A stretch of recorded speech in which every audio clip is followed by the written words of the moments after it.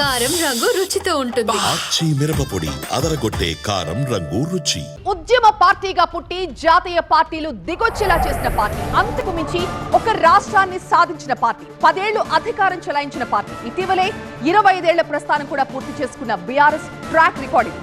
ఆ పార్టీకి బాస్ కేసీఆర్. ఇంతవరకు బానే ఉంది. మరి కారు పార్టీకి కేసీఆర్ తర్వాత కాబోయే నాయకుడు ఎవరు? గత కొన్నాళ్లుగా గులాబీ దళంతో పాటుగా పొలిటికల్ వర్గాల్లో కూడా ఇదే అంశంపై చర్చ నడుస్తోంది. అయితే ఈ విషయంలో ఇప్పుడు ఒక క్లారిటీ వచ్చేసింది. బీఆర్ఎస్ లో కేటీఆర్ నాయకత్వానికి లైన్ క్లియర్. బామ్మర్దికి బాబా ఫుల్ సపోర్ట్. హరీష్ రావు వ్యాఖ్యల సారాంశం అదేనా? గులాబీ రథానికి కృష్ణార్జునులవుతారా? బీఆర్ఎస్ అంటే కేసీఆర్, కేసీఆర్ అంటే బీఆర్ఎస్.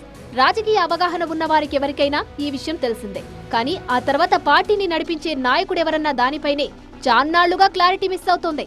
పార్టీలో హరీష్ రావు, కేటీఆర్ లాంటి ధీటైన సమఉజ్జీలు ఉండడమే దీనికి ప్రధాన కారణమని చెప్పొచ్చు. అయితే ఈ వారసత్వం విషయంలో జరుగుతున్న చర్చ 2018కి ముందో లెక్క, ఆ తర్వాత మరో లెక్క అన్నట్టుగా ఉంది. 2018 ఎన్నికల్లో రెండోసారి ఘన విజయం సాధించాక హుటాహుటిన కేటీఆర్ ను బీఆర్ఎస్ వర్కింగ్ ప్రెసిడెంట్ గా ప్రకటించారు కేసీఆర్. దీంతో బీఆర్ఎస్ కు కాబోయే నాయకుడు కేటీఆర్ఏనని గులాబీ బాస్ పరోక్షంగా చెప్పేశారన్న చర్చ కూడా జరిగింది.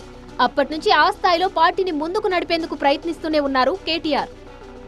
కేటీఆర్ తన నాయకత్వ పటిమను పలుమార్లు నిరూపించుకున్నప్పటికీ మరో సీనియర్ నాయకుడు హరీష్ రావు కూడా పార్టీలో ఉండడంతో కేసీఆర్ వారసత్వంపై చర్చ సశేషంగా మిగిలిపోయింది. కేటీఆర్ కు పూర్తి స్థాయి పగ్గాలు అప్పగిస్తే ఆయన కన్నా సీనియర్ అయిన హరీష్ అంగీకరిస్తారా? కేసీఆర్ నిర్ణయాన్ని స్వాగతిస్తారా అనే అనుమానాలు ఉండేవి. పార్టీలో ట్రబుల్ షూటర్ గా పేరున్న హరీష్ కేటీఆర్ నాయకత్వంలో పనిచేయగలరా అనే సంశయాలు ఉండేవి. కానీ వాటన్నిటిని పటాపంచన చేసేశారు హరీష్ రావు. కేసీఆర్ కు తనొక క్రమశిక్షణ కలిగిన కార్యకర్తనని, కేటీఆర్ కు పార్టీ బాధ్యతలు అప్పగిస్తే స్వాగతిస్తానని స్పష్టం చేశారు. కేసీఆర్ ఆదేశాలను పాటించడమే తన కర్తవ్యమన్న హరీష్ ఆయన గీసిన గీతను దాటే ప్రసక్తే లేదని ప్రకటించారు. సో మీరు అన్నట్టు కేటీఆర్ గారికి నాయకత్వం అప్పచెప్తే స్వాగతిస్తాను, డెఫినెట్గా ఐ కోఆపరేట్. ఒక కార్యకర్తగా హరీష్ రావు పార్టీ నిర్ణయాన్ని, కేసీఆర్ నిర్ణయాన్ని ఎప్పుడైనా శిరసా వహిస్తాడు తప్ప గీత దాటే వ్యక్తి కాదు. ఇది నా 25 ఏళ్ల రాజకీయ ప్రస్థానం చూపిస్తుంది. 25 ఏళ్ల నుంచి నేను బీఆర్ఎస్ పార్టీలో ఉన్నాను. పార్టీ జెండా పుట్టుక నుంచి ఈ రోజు వరకు కేసీఆర్ గారి అడుగుజాడల్లో వారి సూచనలకు అనుగుణంగా పనిచేసేటువంటి ఒక కార్యకర్తగా హరీష్ రావు పనిచేసిండు, రేపు కూడా చేస్తాడు. హరీష్ రావు ప్రకటన వల్లే బీఆర్ఎస్ లో వారసత్వం ముచ్చట కొత్తగా తెర మీదకేం రాలేదు. చాలా రోజులుగా ఈ అంశం పొలిటికల్ గా నానుతూనే ఉంది. బావా బామ్మర్దుల మధ్య ఆధిపత్య పోరు నడుస్తోందని, నాయకత్వం కోసం కీచులాడుకుంటున్నారని ప్రత్యర్థులు చాలా సార్లు చాలా వేదికలపై కామెంట్ చేశారు. ఒకానొక సందర్భంలో బీఆర్ఎస్ చీలడం ఖాయమనే ప్రచారము చేశారు. ముందు మీ ఇంట్లో గొడవలు సర్దుకోవాలంటూ అపోనెంట్స్ బీఆర్ఎస్ అధిష్టానంపై సెటర్లు వేసిన సందర్భాలు ఉన్నాయి. వయసు ఉన్నది సరే, మీరిద్దరు ఆడ ఆశ పడుతున్నారు. పెద్ద మనిషి వదిలేటట్టు లేడు. మేమందరం కూడా పెద్ద మనిషి ఉంటేనే బాగుంటుంది, ఇలా చేతికిస్తే ఏం చేస్తారో తాడు బొంగరం లేకుండా అని తెలంగాణ సమాజానికి ఒక భయం ఉంది. వాళ్ళిద్దరు పోటీ తెలంగాణ ప్రజల సాగుకు వచ్చింది అధ్యక్ష. మీరు చూడండి, ఎప్పుడైనా ఒక ఆయన పొద్దున్నే ట్విట్టర్లో పెడతాడు, 11 గంటలకు ఒక ఆయన ప్రెస్ మీట్ పెడతాడు, 4 గంటలకు ఇంకొక ఆయన పర్యటన ఆడిపోయి ఇద్దంటారు. వీళ్ళందరూ చూసేవరకల్లా సాయంత్రం మేడం గారు అందరిని పిలిపించి సమావేశం పెడుతుంది. ఏం పోటీ ఇది? ఎందుకు పోటీ? బామ్మర్దుల పంచాయతీ నడుస్తున్నది కాబట్టి బావనొత్తడానికి ఈ బామ్మర్ది ఏం చేస్తాడంటే రేవంత్ రెడ్డి కాంప్రమైజ్ అవుతాడు. బామ్మర్ది నొత్తడానికి బావ ఏం చేస్తాడంటే రేవంత్ రెడ్డి కాంప్రమైజ్ అవుతాడు. పార్టీలో వారసత్వం విషయమై కేసీఆర్ ఫుల్ క్లారిటీతోనే ఉన్నారు. ప్రజల మన్ననలు పొందిన వాడే నాయకుడని, పార్టీ శ్రేణులు కోరుకున్న వారి నాయకత్వం వహిస్తారని గతంలోనే ఆయన స్పష్టం చేశారు. ఈ విషయంలో తనకు ఎలాంటి గందరగోళం గాని, పక్షపాతం గాని లేవని బహిరంగంగానే ప్రకటించారు కేసీఆర్. ఇటీవల రజతోత్సవ సభలోనూ అలాంటి వ్యాఖ్యలే చేసిన కేసీఆర్ తన ప్రసంగంలో కేటీఆర్ ప్రస్తావన మాత్రమే తీసుకొచ్చారు. అంతేకాదు రజతోత్సవ సభలోనూ కేటీఆర్ బొమ్మలు మాత్రమే కనిపించడం చర్చనీయాంశమైంది. కేసీఆర్ నువ్వు రా అసెంబ్లీకి, ఏ నీ కాయగూకుడు ముచ్చట్లు వింటానికా? పిల్లలు అడిగితేనే మీరు జవాబు చెప్తలేరు, పిల్లలు అడిగితేనే చెప్తలేరు.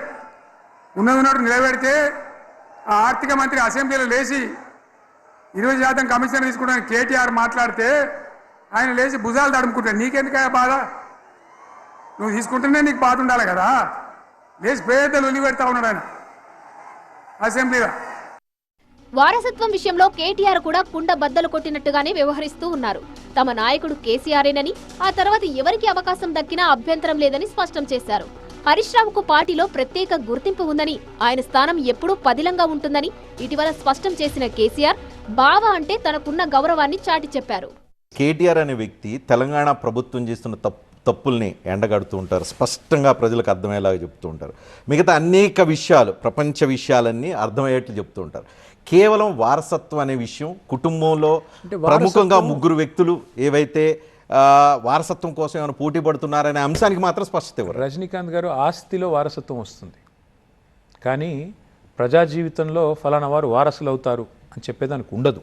That is not how India works. అల్టిమేట్గా డెమోక్రసీలో, ప్రజాస్వామ్యంలో మెజారిటీ, ప్రజామోదము, పార్టీ ఆమోదం ఇవన్నీ ఉండాలి. ఇప్పుడు నేను 5 ఎన్నికలు గెలిచాను. నేను కూడా వరుసగా ఎంట్రీ నాది కేసీఆర్ గారి కొడుకుగానే కావచ్చు. 5 ఎన్నికలు గెలిచాను ఇప్పుడు శాసనసభ నియోజకవర్గానికి. అట్లాగే రేపటి రోజున వీళ్ళో వాళ్ళో కేవలం రక్త సంబంధికులో వారసులు కావాలని ఏం లేదు. ఎవరైనా కావచ్చు, కాలం నిర్ణయిస్తుంది. అటు హరీష్, ఇటు కేటీఆర్, ఈ ఇద్దరిలో ఎవరిని తక్కువ చేయలేం. ఎవరి స్టైల్ వారిది. ఒక రకంగా బీఆర్ఎస్ పార్టీ అందిపుచ్చుకున్న పొలిటికల్ మిసైల్స్ అని చెప్పొచ్చు. అందుకే వాళ్ళిద్దరినీ కృష్ణార్జునుల మాదిరిగా భావిస్తుంటాయి పార్టీ శ్రేణులు. అయితే ఇద్దరి మధ్య కవిత సైతం వారసత్వ రేసులో ఉన్నారనే ప్రచారం కూడా జరిగింది. జాగృతి పేరిట పార్టీతో సంబంధం లేకుండా ఆమె చేపట్టిన కార్యక్రమాలు అలాంటి అనుమానాలకే తావిచ్చాయి.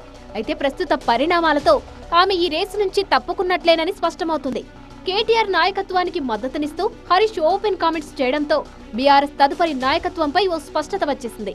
బామ్మర్దికి బావ ఫుల్ సపోర్ట్ ఇచ్చేయడంతో కేటీఆర్ కు పార్టీ పగ్గాలు అప్పగించి వారసత్వాన్ని కట్టబెట్టడం ఖాయమైపోయినట్టు పార్టీ వర్గాలు సైతం ఓ నిర్ణయానికి వచ్చేశాయి.